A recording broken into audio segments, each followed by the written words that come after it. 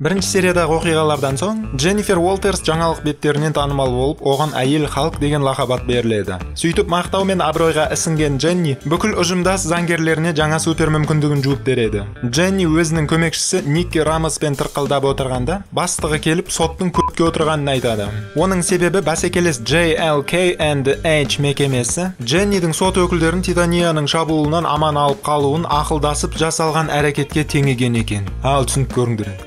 Сондықтан кейіпкер қызметінен босатылады. Айтпақшы JLK&H деген Мартин Гудман, Стэнли Либерман, Джейкоб Курцберг дейтін осы Marvel комиксінің іргетасын қалаушы художник аталардың бас әріптеріне хаттама болып табылады. Содан кейіпкер жұмыс іздеп, барлық жаққа жолығып, жұмыс берушілерден теріс жауабын алып қайтумен болады. Бір күні ол вакансия іздеу мақсатымен ғаламторда ақтарып отырады. Ол сайттың бетінен де құмырсқа адам, темір адам және кек алушыларға хаттама байқауға болады. Ең бастысы, мына QR код арқылы 2004 жылғы комикс таралымына өтуге болатыны. Тексеріп көрсеңдер болады. Ал оның телефонына қараса, Капитан Американы біреу артынан түсіріп әкеп, Дженнидің көңілі толсын деп негізгі фонға қойып қойған сияқты. Өйткені бұл жайында бірінші серияның соңында Джен өзі сондай қатындарский әңгіме қозғаған болатын. Стив Роджерс столько сделал для страны, а ты видел эту задницу?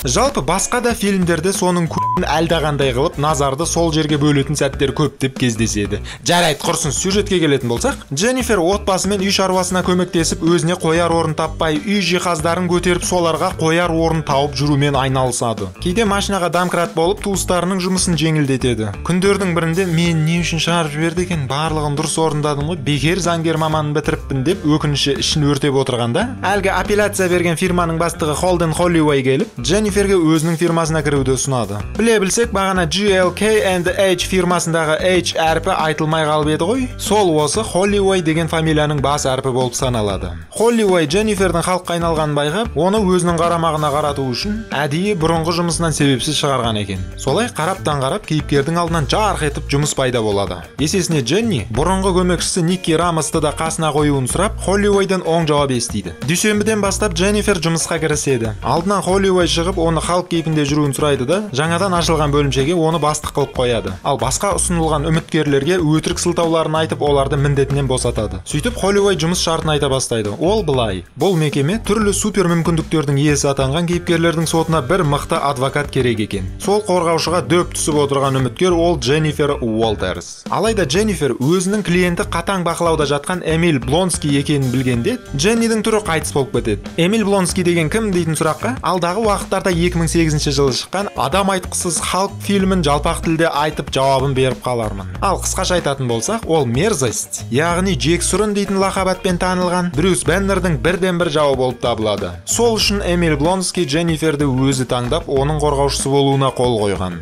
Содан Холлиуэй үміткерге бұл жайында ойлануға біраз уақыт береді. Егер бас тартқан жағдайда жұмыстан айырылатындай шарт қоюмен ескертеді. Артынша клиентімен жақын танысу мақсатында қылмыскер жатқан камераға күзетпен шығарып салынады. Ол жақтан Блонски жатқан камераны бұрын-соңды Шанши фильмінен байқаған етінбіз. Содан Эмиль Блонски адвокатын көріп мәз болады да, өзінің бостандыққа шығу мотивін Дженниге айтып түсіндіре бастайды. Кезінде бұған генерал Росстың тарапынан Брюсті өлтір дейтін бұйрық келген болатын. Ал оның алдында кезекті Капитан Америка болу мақсатымен супер сарбаз сарысуын салдырған екен. Ол жағымсыз кері әсер беру салдарынан бұл да жасыл құбыжыққа айналған. Кейіннен өз қалпына келіп үйренген. Былай қарап отырсақ, ешқандай салмағы бар қылмыс жасамағанын түсінуге болады. Алайда өзі сияқты Брюс Беннер кек алушылар ұйымында қаһармандығын атқарып бостандықта жүр. Ал мен түрмеде отырмын. Мен де емін-еркін өмір сүргім келеді. Ол менен әулие ма дегендей ойларын айтқанда, Дженни оған түсініспеншілікпен қарап, сенің жүзіңнен өзімді көрем дейтін ойға келіп, оған қабағы жылып қорғаушысы болудан кетер емес. Кейініректе Холден Холлиуэй оған ойлануға тағы бір күн береді. Басы қатқан Дженни Брюсқа қоңырау шалып, оның алдынан бір өтпекші болады. Нәтижесінде Брюс та оған оң жауабын беріп, Эмиль Блонски туралы жақсы ой пікірлерін қалдырады. Дәл сол уақытта Брюс сакарлық кемемен ғарыштағы алғып, белгісіз жаққа құри жөнеледі. Ол қайда ұшып кеткенін білетіндерің болса, комментке жазып қойыңдар.